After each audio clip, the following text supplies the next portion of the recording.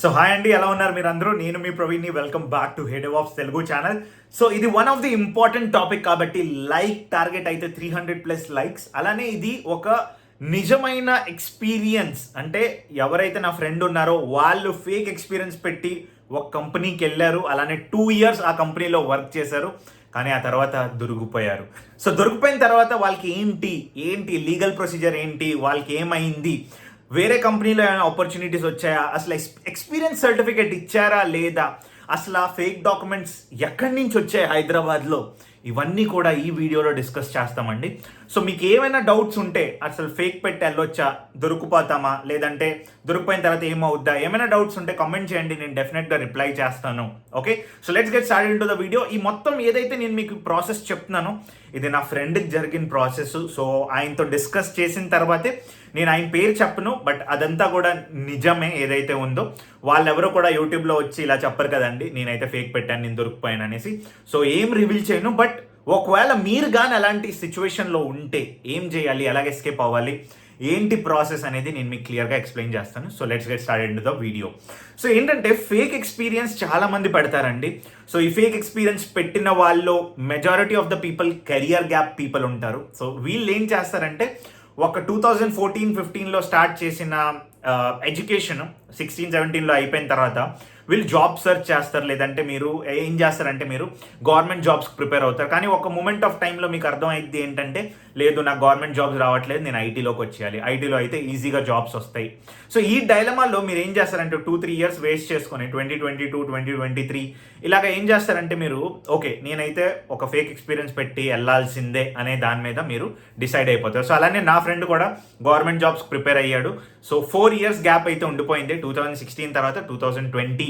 ఓకేనా, సో మీరు అర్థం చేసుకున్నారా, 4 ఇయర్స్, 16 నేను పాస్ అవుటే, వాడు 16 పాస్ అవుటే, 2020 ఓకేనా, 20 వరకు నేను గవర్నమెంట్ జాబ్స్ చేస్తాను, నేను పొడిసేస్తాను, నేను తురిమేస్తాను అనుకొని 20 వరకు అయితే ప్రిపేర్ అయ్యాడు. ఆ తర్వాత ఓకే వాడికి హార్డ్ లక్ సహకరించలేదు. సో వాడైతే ఏమని డిసైడ్ అయ్యారైతే, నేనైతే ఫేక్ జాబ్ పెట్టి వెళ్ళిపోతాను. ఓకేనా, సో ఏం చేశాడంటే 2020లో హైదరాబాద్లో జల్లిడి పట్టాడు. ఓకేనా, ఎక్కడైతే ఫేక్ డాక్యుమెంట్స్ దొరుకుతాయి, అలానే ఎవరు ఆ ఫేక్ డాక్యుమెంట్స్తో వాడికి సపోర్ట్ చేసి ఓకేనా ఒక కంపెనీలో ప్లేస్మెంట్ ఇస్తారు.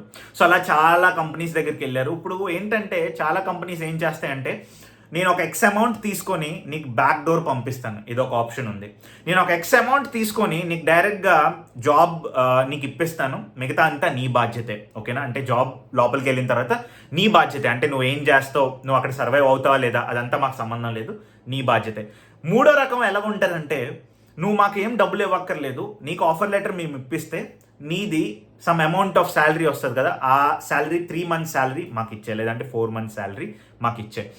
నాలుగో రకం వాళ్ళు కూడా ఉంటారండి ఈ ఫీల్డ్లో. ఏంటంటే నీ ఒరిజినల్ డాక్యుమెంట్స్ అంతా పెట్టేసుకుంటారు వీళ్ళు, అలానే నీ దగ్గర ఒక ఎక్స్ అమౌంట్ తీసుకుంటారు. సో ఎందుకంటే నీ దగ్గర అమౌంట్ ఉండదు కాబట్టి అది పే చేసుకోవడానికి. సో జాబ్ వచ్చిన తర్వాత నువ్వు ఇన్స్టాల్మెంట్స్లో మళ్ళీ అది పే చేసుకొని నీ డాక్యుమెంట్స్ని అయితే విడిపించుకోవచ్చు, same like a loan criteria. ఓకేనా, సో ఇలాగంతా కూడా ఒక మేజర్ హబ్ హైదరాబాద్లో అయితే ఉంది.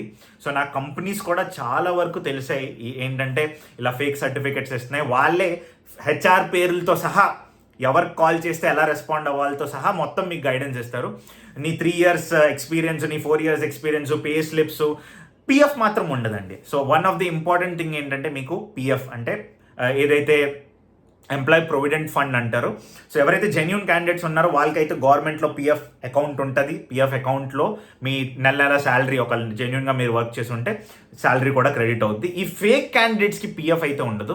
సో ఏం చేస్తారంటే, మీకు అన్ని డాక్యుమెంట్స్ ఇచ్చేస్తారు, 3 years ఎక్స్పీరియన్స్ సర్టిఫికేట్ ఉన్నట్లు, హైక్ లెటర్స్, మీకు 3 months పే స్లిప్స్, ఓకేనా అంతా కూడా మీకు ఇచ్చేస్తారు. సో మీరు ఏం చేయాలంటే, మీరు దాంతోపాటు రెజ్యూమే క్రియేట్ చేసుకొని వేరియస్ పోర్టల్లో అప్లై చేయాలి. సో మా ఫ్రెండ్ కూడా అదే చేశాడు. వాళ్ళు ఓన్లీ ఫేక్ సర్టిఫికెట్స్ హెల్ప్ చేశారనమాట. సో మా ఫ్రెండ్ నౌకరీలో అది అప్లై చేసుకొని వేరే ట్రైనింగ్ ఇన్స్టిట్యూట్ దగ్గర డెవాప్స్ నేర్చుకొని ఓకేనా, సో అప్లై అయితే అయ్యాడు. ఇనీషియల్గా చాలా ఫెయిలియర్స్ అయితే అయినాయి, బట్ సమ్హౌ వాడి కష్టంతో వాడికి జాబ్ వచ్చింది. సో ఇక్కడ ఏం చేశాడంటే, ఆ ఫేక్ సర్టిఫికెట్స్ అయితే సబ్మిట్ చేశాడు. సో వాడికైతే కొన్ని కంపెనీస్తో అయితే భయం ఉంది, ఆ కంపెనీస్కి అయితే అప్లై చేయలేదు. మిగతా అన్ని నార్మల్ కంపెనీస్ ఏవైతే స్టార్టప్ ఉన్నాయో, ఏవైతే నార్మల్ కంపెనీస్ ఉన్నాయో వాటికైతే అప్లై చేశాడు. సో లాస్ట్ ఏవైతే ఫేక్ పెట్టాడో 4 years ఎక్స్పీరియన్స్కి వాడైతే 7 lakhs పెట్టుకున్నాడు. సో 10 lakhs అబౌవ్ టార్గెట్ చేశాడు కాబట్టి ఒక 3-4 ఇంటర్వ్యూస్ ఇచ్చిన తర్వాత వాడికి ఏమనిపించింది అంటే ఓకే నేనైతే డెవాప్స్ క్లియర్ చేయగలను అనిపించింది. సో వాడు అదే పట్టుదలతో ఫస్ట్ ఆఫర్ లెటర్ అయితే వచ్చింది, 9.5 LP అయితే వచ్చింది. ఓకేనా, సో 30 to 40% హైక్ అయితే వాడికి వచ్చింది. సో వాడు ఏంటంటే ఆల్రెడీ ఫేక్ క్యాండిడేట్ కాబట్టి వాడికి ఏ ఆఫర్ వచ్చినా ఓకేనా. నాకు చాలా కంపెనీస్ తెలుసు హైదరాబాద్లో, top product based companies, top MNCsలో కూడా ఇలాంటి ఫేక్ క్యాండిడేట్స్ ఉన్నారు. బట్ ఓకే ఏంటి వాళ్ళకి ఏంటి, అందరికీ ఏం కావాలి, అందరికీ బ్రతకాలి, అందరికీ ఫుడ్ కావాలి, వేసుకునే బట్టలు కావాలి, వాళ్ళ ఫ్యామిలీని హ్యాపీగా చూసుకోవాలి. ఓకే, సో ఇది ఒక మీన్స్ ఓకేనా వాళ్ళు సర్వైవ్ అవ్వడానికి. కానీ ఇక్కడ ప్రాబ్లం ఏంటంటే వన్స్ మీరు ఆ కంపెనీలోకి వెళ్ళిపోయిన తర్వాత మీరు సర్వైవ్ అవ్వగలరా లేదా. ఒకవేళ మీరు దొరికిపోయారు అనుకో, ఏంటంటే ఫస్టే నువ్వు కంపెనీలో జాయిన్ అయిపోతే నీకు ఏం చేస్తాడంటే ఇలాంటి ఒక ల్యాప్టాప్ ఇచ్చేసి నీకు ఒక ప్రాజెక్ట్లో కూర్చోబెట్టేస్తాడు. ఓకేనా, సో ప్రాజెక్ట్లో కూర్చోబెట్టిన తర్వాత నీకు ఇంగ్లీష్ రావాలి, లీడర్షిప్ స్కిల్స్ రావాలి, నీకు ప్రాజెక్ట్ ఎక్స్పీరియన్స్ ఉండాలి, ఇంటర్వ్యూలో నువ్వు ఎలాగ క్లియర్ చేసావా అలానే నీకు నిజంగా ప్రాజెక్ట్ ఎక్స్పీరియన్స్ ఉండాలి. కాబట్టి అక్కడ చిన్న తడబడతారు. సో ఆ తడబడకుండా ఉండడానికే మనం ప్రైమ్ బ్యాచ్ T1.0 స్టార్ట్ చేసాం తెలుగులో. సో ఈ prime batch T Telugu community కోసం 10 రియల్ టైమ్ ప్రాజెక్ట్స్ అయితే ఉంటాయి, 400+ ఇంటర్వ్యూ క్వశ్చన్స్ ఉంటాయి, అలానే 10 అసైన్మెంట్స్ కూడా ఉంటాయి, అలానే లైవ్ సెషన్స్. May 18th నుంచి క్లాసెస్ స్టార్ట్ అవుతున్నాయి. మెంటర్ ఎవరో కాదు, నేను మాత్రమే ఉంటాను. 499 లోయెస్ట్ ప్రైస్ ఆన్ యూట్యూబ్ అనమాట. మీరు ఎక్కడైనా చెక్ చేయండి, కంటెంట్ చెక్ చేయండి, ట్రైనర్ డీటెయిల్స్ చెక్ చేయండి, అలాగే మీకు సర్టిఫికేట్ ఆఫ్ కంప్లీషన్ వస్తుంది. అలానే మీకు చాలా వరకు జాబ్ రిలేటెడ్ క్వైరీస్ కానీ, జాబ్ హెల్ప్ కానీ, ఏ పోర్టల్లో అప్లై చేయాలి, ఎలాంటి కంపెనీస్ క్రాక్ చేయాలి, నాకు ప్రొడక్ట్ బేస్ రావట్లేదు, నాకు డొమైన్ చేంజ్ కావాలి, నాకు ఫ్రెషర్ని ఎలా జాబ్ రావాలి, ఏ డౌట్ ఉన్నా సరే లింక్ డిస్క్రిప్షన్లో ఉంది. రైట్, 70% ఆఫ్, లిమిటెడ్ సీట్స్ మాత్రమే, ఎన్రోల్ అవ్వండి, ఇంకెందుకు ఆలస్యం. సో వీడియోలోకి ముందుకు వెళ్ళిపోదాం. సో ఏవైతే నేను రియల్ టైం ఎక్స్పీరియన్స్ లేదు అన్నానో వీళ్ళు కొంచెం తడబడతారు. ఓకేనా, సో నువ్వు టీంలో కలిసిపోవాలి కదా. సో టీం ఏం చేస్తుందంటే ఒక 2-3 డేస్లో అర్థమైపోద్ది వాళ్ళకి కూడా వెదర్ నువ్వు జెన్యూన్ క్యాండిడేటా కాదా. ఎందుకంటే 1 వీక్లో నీకు ల్యాప్టాప్ యాక్సెస్ ఇచ్చేస్తారు, నీకు పోర్టల్స్ యాక్సెస్ ఇచ్చేస్తారు, నువ్వు కూర్చొని చేయాలి. సో ఇలాంటప్పుడు ఫేక్ క్యాండిడేట్స్ ఏం చేస్తారంటే ఒక పర్సన్ని తీసుకొని సపోర్ట్ కింద పెట్టుకుంటారు. సో వాడేంటంటే స్క్రీన్ షేర్ చేయడం, లేదంటే ఏమైనా డాక్యుమెంట్స్ లాగా పంపించడం, లేదంటే వాడే ఈడు వర్క్ చేసేయడం, అలాగే 3-4 మంత్స్ పెట్టుకుంటారు. సో అలాగే నా ఫ్రెండ్ కూడా 3-4 మంత్స్ పెట్టుకున్నాడు, సర్వైవ్ అయితే అయిపోయాడు. ఆ తర్వాత వాడంతలో వాడే నేర్చుకున్నాడు. సో ఇక్కడ ఏంటంటే ఫేక్ పెట్టినా కూడా నువ్వు నీ కాల్ మీద ఓకే 4 years ఏవో వేస్ట్ చేస్తావు. ఓకేనా, భగవంతుడు మనకి ఏదో దారి ఇచ్చాడు, సో దాన్ని నిలబెట్టుకోవాలి. కాబట్టి మా ఫ్రెండ్ కూడా ఏం చేశాడంటే 4 months సపోర్ట్ తీసుకున్నాడు, సమ్ 25,000 ఎంతో పే చేశాడు వాడికి. ఓకే, దట్స్ ఫైన్, వాడు బ్రతకాలనుకున్నాడు, బాగుంది. సో 9.5 LPAతో వాడు శాలరీ తీసుకున్నాడు. సో మంచి ప్యాకేజే వస్తుంది అట్ ది స్టార్టింగ్. సో అంతా బాగానే ఉంది. కానీ ఇక్కడ ఏమైందంటే BGV అనేది ఒకటి ఉంటుంది కదా, BGV అంటే బ్యాక్గ్రౌండ్ వెరిఫికేషన్ అనేది ఒకటి ఉంటుంది. సో అక్కడ ఏమైందంటే వీడికి ఆ కంపెనీకి ఏవైతే ఫేక్ పెట్టాడో ఆ కంపెనీకి కాల్ వెళ్ళింది. HR కూడా అక్కడి నుంచి రిప్లై పంపించారు, ఏంటంటే XYZ అనే అబ్బాయి మన దగ్గర 4 years నుంచి వర్క్ చేస్తున్నారు. ఇక్కడ చూడండి అంతా ఏంటంటే ఒక సర్కిల్ లాగా ఉంటుంది అనమాట. వాళ్ళు ఓకే అనేసారు, వీళ్ళు కూడా BGV క్లియర్ చేస్తారు. సో మా ఫ్రెండ్ అంతా హ్యాపీ, ఒక 2 monthsలో మొత్తం అంతా సెటిల్ అయిపోయింది. వీడికి ప్రాజెక్ట్ టాస్క్స్ వచ్చాయి, ప్యాకేజ్ కూడా మంచిగా వచ్చింది. ఓకేనా, అలాగే BGV కూడా క్లియర్ అయిపోయింది. సో ఇక్కడ అదృష్టం ఏంటంటే BGV క్లియర్ అయిపోవడం. ఓకేనా, సో ఇదంతా ఒక స్టోరీ అయిపోయింది. కానీ 2 years తర్వాత ఏం చేసిందంటే ఆ కంపెనీ 2022లో ఈ ఫేక్ క్యాండిడేట్స్ కేసెస్ ఎక్కువ అయిపోయినప్పటికీ company reverification of BGV start చేసింది అనమాట. ఎవరైతే కరోనా టైంలో జాయిన్ అయ్యారో 2020 మీకు ఐడియా ఉండే ఉంటుంది. So 2020, 2021లో BGV reverification of BGV start చేశారు. అప్పుడు ఏంటంటే ఏవైతే కంపెనీస్ 2021లో BGVస్కి ఇచ్చాయో, అంటే ఫేక్ కంపెనీస్ ఏవైతే ఉన్నాయో, కొన్ని కంపెనీస్ మూసుకుపోయి, కొన్ని కంపెనీస్లో HR నంబర్లే లేవు, కొన్ని కంపెనీస్లో నోటీసులు పంపించినా కూడా వాళ్ళు ఏమి రిప్లై అవ్వట్లేదు.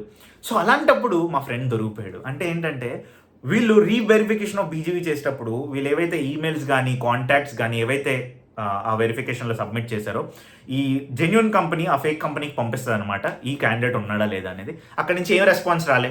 సెకండ్ నోటీస్ పంపిస్తుంది, ఏం రెస్పాన్స్ రాలే.